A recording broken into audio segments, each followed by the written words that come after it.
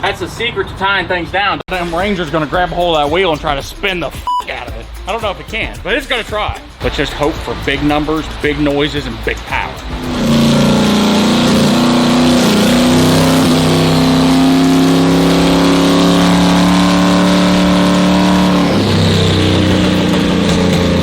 Well, we made 2 pounds of boost and already blew one of the tubes off.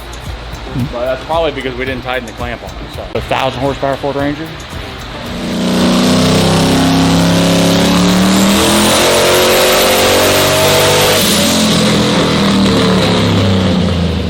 It runs.